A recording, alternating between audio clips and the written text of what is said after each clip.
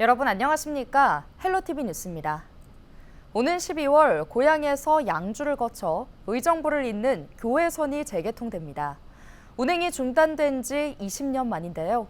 교통편이 부족해 어려움을 겪던 양주 시민들은 재개통을 반가워하고 있습니다. 이재필 기자가 보도합니다. 교외선 장흥역입니다. 오는 12월 재개통을 앞두고 막바지 작업이 한창입니다. 교외선은 고향 대곡부터 양주 지역인 일영과 장흥, 송추를 거쳐 의정부까지 약 30km 구간을 잇습니다. 지난 2004년 적자를 이유로 운영 중단된 이후 20년 만에 재운행을 앞두고 있는 겁니다. 지역 주민들은 교외선이 개통되면 교통 편의가 한층 나아질 것으로 기대하고 있습니다. 경기 북부의 동과 서를 이을 뿐만 아니라 의정부역으로는 1호선과 향후 개통될 GTX-C 노선을, 대곡역으로는 3호선과 경의중앙선 등을 이용할 수 있습니다. 기대감이 있지.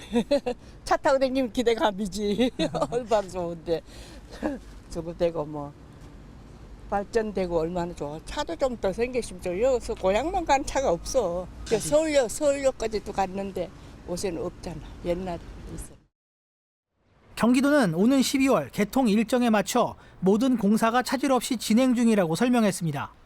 교외선이 개통되면 송추와 장흥 등 양주 지역 주요 관광지의 경제 활성화에도 긍정적 영향을 미칠 것으로 예상됩니다.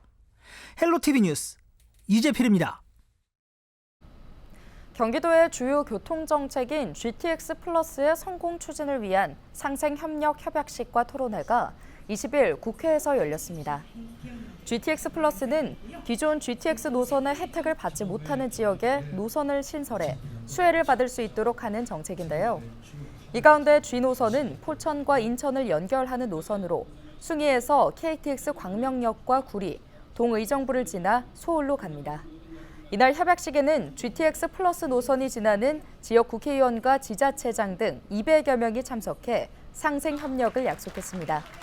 협약서에는 GTX 신규 노선이 제5차 국가철도망 구축 계획에 반영될 수 있도록 함께 노력한다는 내용 등이 포함됐습니다.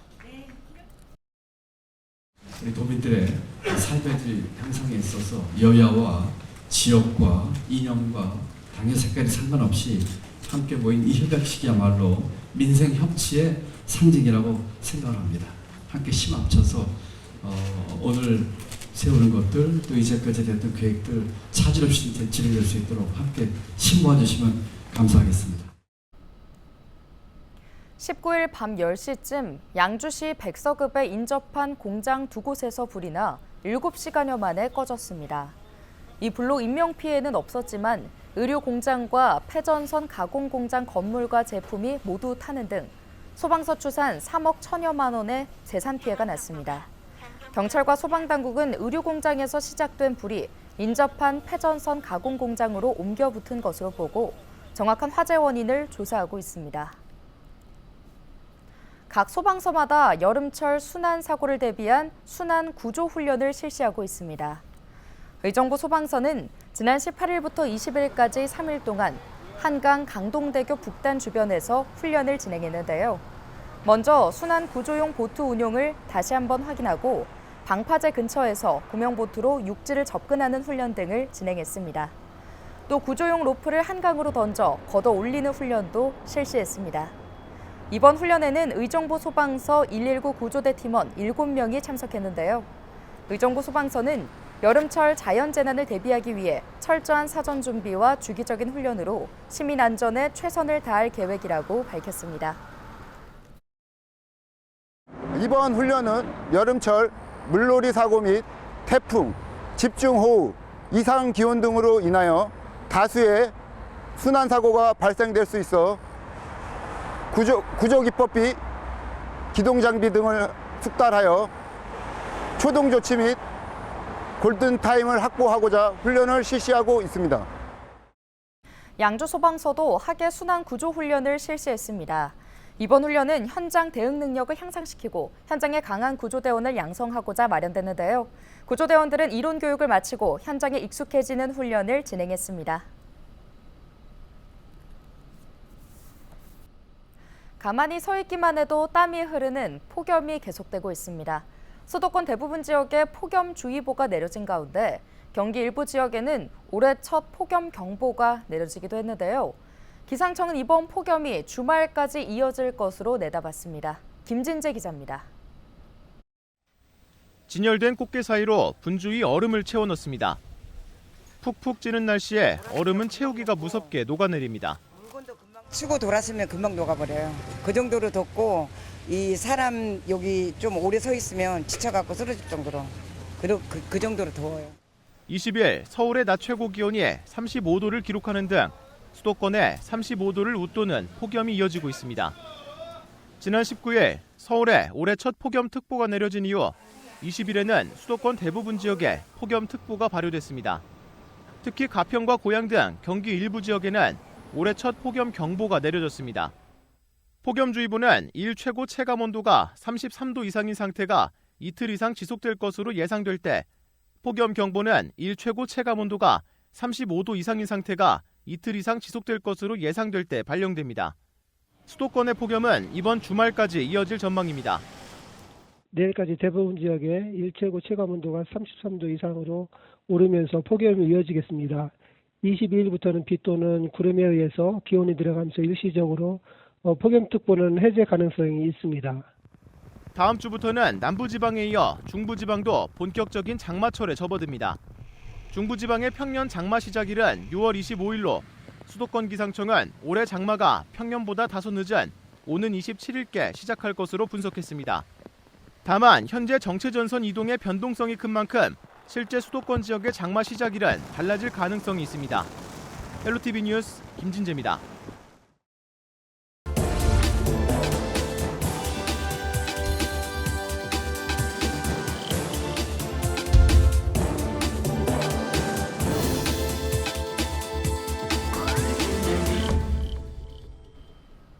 케이블 TV 공동기획 지역 화상 프로젝트 지역을 살려라 순서입니다. 지역 소멸 문제와 함께 지역을 살리기 위해 필요한 제도까지 살펴보고 있는데요. 오늘은 주민들이 직접 골목 정원을 가꿔 동네에 활력을 불어넣고 있는 대구의 한 작은 마을을 소개합니다. SK 브로드밴드 천혜열 기자입니다.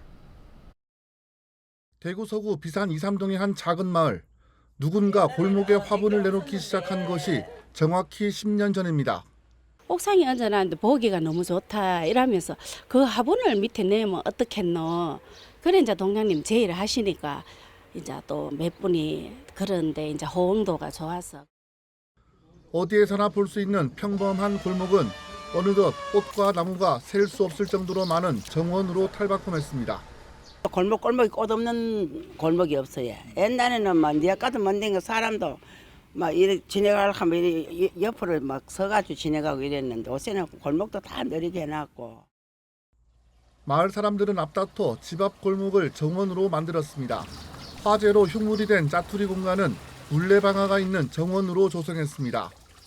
집 앞 50m 구간에 80여 종의 꽃과 식물을 심은 사람도 있습니다.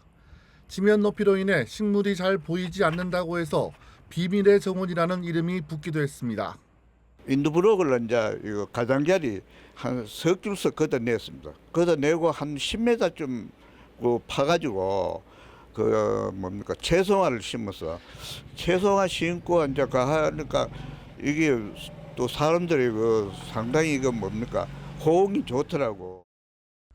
이런 골목 정원만 이 마을에 20곳이 넘습니다. 사람들은 서로 돌아가면서 꽃에 물을 주는 당번제를 도입했습니다. 일로도 천복꽃나무 거기고 여 많이 해. 그래 댕기면서 다 둘씩 이제 자꾸 짜갖고 그래 물 주고 그래. 꽃과 나무가 있는 정원에 이어 벽에는 벽화를 그렸습니다. 여러 가지 주제에 따라 벽화를 그려놓고 놀이터와 주차장과 같은 시설도 확충했습니다. 마을은 점점 입소문을 타기 시작했고 마을에 견학을 오는 사람들도 생겼습니다. 대구 시티투어 구간에 선정되면서 한 해 수천 명의 사람이 관광객이라는 신분으로 이 마을을 찾는 것으로 추정됩니다. 재미와 즐거움이나 의미나 이런 것들이 있기 때문에 10년이 지난 지금도 계속 활성화되고 있는 것이고, 골목정원 조성 때문에 골목이 더 밝아지고 깨끗하고 환경이 개선됨에 따라 가지고 골목이라든지 마을이라든지 이런 게 전체적으로 그 공동체가 회복되는 그런 상황이라고 봅니다. 사람이 나이를 먹듯 오래된 도시의 주택이나 골목도 나이를 먹기 마련입니다. 도시 재생 사업이 대안으로 거론되고 있지만 달성 토성마을은 정부의 도시 재생 사업과는 다른 주민 주도의 지역 회생이라는 데 의미가 크다고 할 수 있습니다. 전쟁 난민촌으로 시작해 개발의 뒤안길에서 소외되었던 달성 토성마을. 주민 스스로 동네를 가꿔보겠다는 마을 주민들의 의지는 골목골목마다 전에 없던 활력을 불어넣고 있습니다.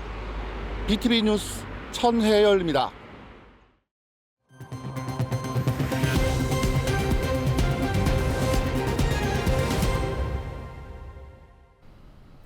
인천도시공사 노동조합이 시의 공사 사옥 이전 결정에 반발하고 나섰습니다.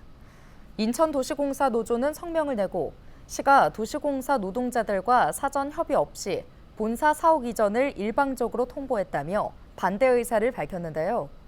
노조는 IH가 자체 사업지구의 앵커 시설로 공사 사옥 이전을 활용해 활성화 자구책을 마련해야 함에도 시는 IH 이전을 통해 루원 복합청사를 비싸게 팔려고 한다며 이로 인해 IH의 재정 악화를 촉진하고 있다고 주장했습니다. 다만 루원 복합청사 조성을 마친 뒤 IH에 출자로 지원하는 것을 차선책으로 제시하기도 했습니다. 앞서 인천시는 지난 11일 시사나 주요 공기업인 인천도시공사와 시설공단, 환경공단의 본사 본부를 내년 하반기 서구 루원 복합청사로 옮기는 계획을 발표했습니다. IH가 떠난 만수동 사옥에는 시사나 도시철도 건설본부와 종합건설본부 등 2개 공공기관이 이전하게 됩니다.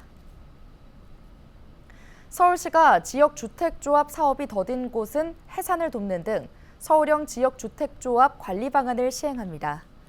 서울시는 사업이 잘 진행되는 곳은 행정 절차가 더 신속히 진행되도록 돕되 토지 매입에 어려움을 겪어 사업 추진이 더딘 곳은 피해가 커지기 전에 빠르게 정리하겠다고 밝혔는데요. 현재 서울시에는 지역주택조합 사업지 118곳 중 20곳이 조합 설립 뒤 관련 절차가 진행되고 있지만 84곳은 토지 매입에 어려움을 겪으며 일몰 기간을 넘긴 상황입니다. 서울시는 일몰 기간을 넘긴 곳은 조합원들이 사업 종결 여부를 결정할 수 있게 총회 개최를 지원하고 변호사 등으로 구성된 청산 지원반도 파견할 계획입니다. 또 지역주택조합 피해상담 지원센터를 설치하고 주요 총회에는 공공변호사가 반드시 입회하게 하는 등 투명한 조합 운영을 유도하겠다고 밝혔습니다. 경기도가 포천시 관인면을 AI 시니어 돌봄타운 시범사업 대상지로 선정했습니다. AI 시니어 돌봄타운은 AI를 활용한 비대면 예방관리 체계를 구축하는 것이 목표인데요. 인공지능 상담원이 주 1회 안부를 확인하고 스마트폰으로 손쉽게 건강진단을 받아볼 수 있습니다. 또 의료진과 사회복지사가 직접 가정을 방문해 의료 서비스를 제공하는데요. 디지털 교육을 제공하는 어르신 IT 행복 누림터도 조성됩니다. 포천시 관인면의 노인 인구 비율은 전체의 47%로 경기도 내 읍면동 중 가장 높습니다. 경기도는 2024년도 1기분 자동차세 4,321억 원을 부과했다고 밝혔습니다. 이는 지난해 같은 기간 대비 226억여 원인 5.5%가 증가한 금액으로 지난해와 비교해 도내 차량 등록 대수가 1.9%가량 증가하고 연납 신고분이 감소한 데 따른 것으로 분석되는데요. 5월 말 현재 경기도에 등록된 차량은 총 657만여 대로 우리나라 전체 등록 차량의 25% 비중을 차지합니다. 납부 기간은 오는 7월 1일까지며 전국 모든 금융기관에서 직접 납부하거나 위텍스, 인터넷지로, 가상계좌, 자동화 기기 등을 통해서도 납부할 수 있습니다. 인천에 거주하는 전세 사기 피해자에게 긴급 생계비를 지원할 수 있는 근거가 마련됐습니다. 인천시의회는 김대영 의원이 대표 발의한 전세 피해 임차인 지원에 관한 조례 일부 개정 조례안이 최근 시의회 소관 상임위원회를 통과했다고 밝혔는데요. 이 조례안은 오는 28일 제295회 제1차 정례회에서 최종 처리될 예정입니다. 오늘 준비한 소식은 여기까지입니다. 함께해 주신 여러분 고맙습니다.